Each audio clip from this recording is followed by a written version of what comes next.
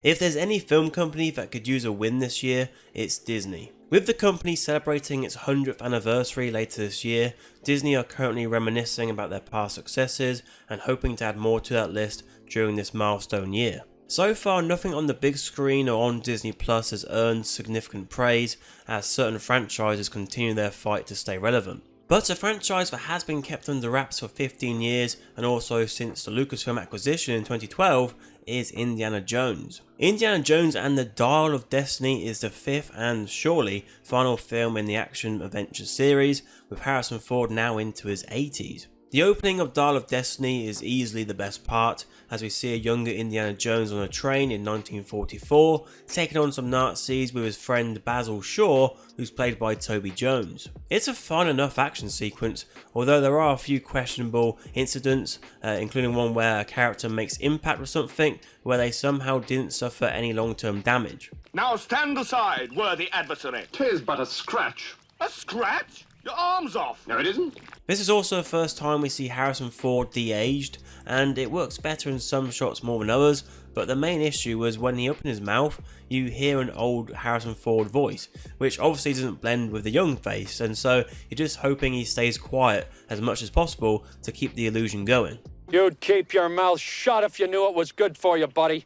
As this de-aging technology improves, they very well could update these scenes in the future in the same way the original Star Wars trilogy got patched up over time. The same can't be said though for the other parts of the film, and once we jump forward to 1969, it starts a gradual decline. The Moon Day Parade brings us one of the best settings in the film, and it also brings one of the best action scenes as well, as we see Indy ride on a horse, and I think a lot of that comes down to the fact that the horse is doing most of the work here, and so we're not just seeing Harrison Ford shuffle around like he does in some of the scenes later on. Mads Mikkelsen plays the film's villain as he ticks off yet another franchise, and he performs the role to his usual high standard, but I think at this point he's probably getting sick of being sort of typecast in this sort of role, and I think as an audience member I'm kind of sick of it as well. His goons had quite a lot to do in the film, and there was even some in-house fighting as well, but it all becomes a bit insignificant by the end of it all. As expected, there are nods to the previous films. It was great to see Salah again as well make an appearance,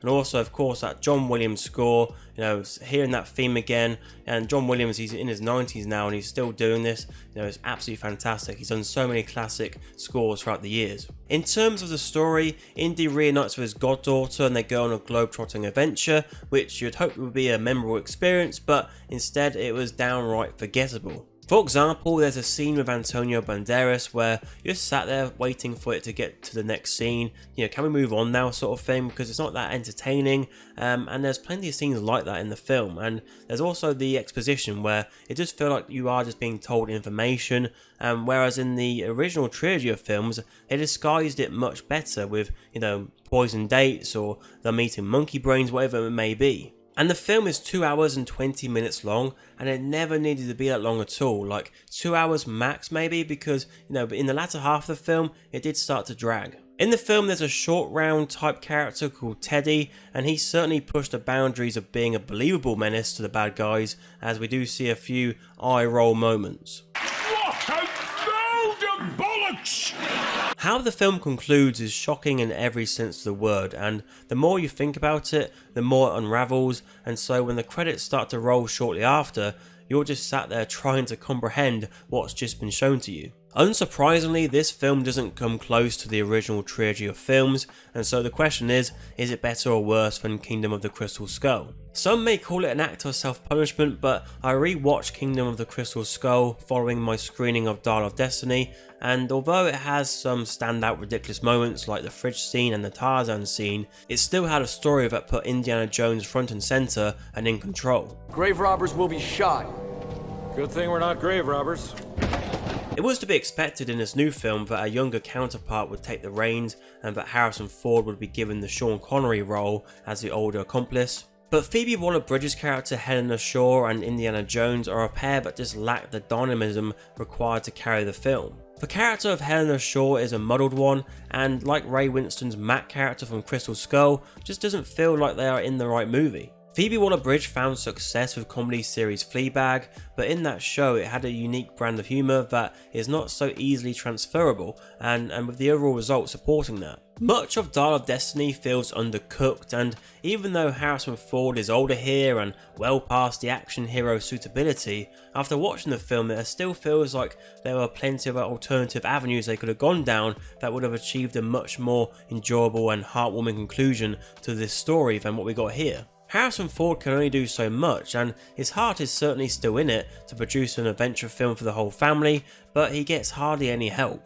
It feels like the Pixar film Up struck a chord with the creatives at Disney as they continue to make their older heroes depressed and ready to close out the world for good. The trope has become tiresome.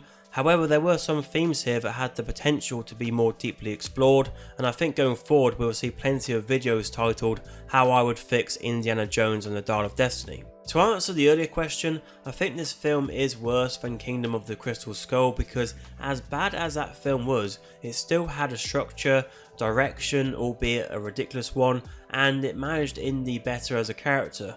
Whereas with Dial of Destiny, it feels like a film that has been in production for numerous years and with many ideas thrown at the wall. Surely the character of Indiana Jones can be put to rest now, so at least there's some solace in that. Though with Ke Huy Quan's recent resurgence, maybe the short round adventures are not far away because, as shown in the last 100 years, Disney doesn't let things go very easily. We are so excited and happy to announce that a live-action reimagining of Moana is in the works. You're joking.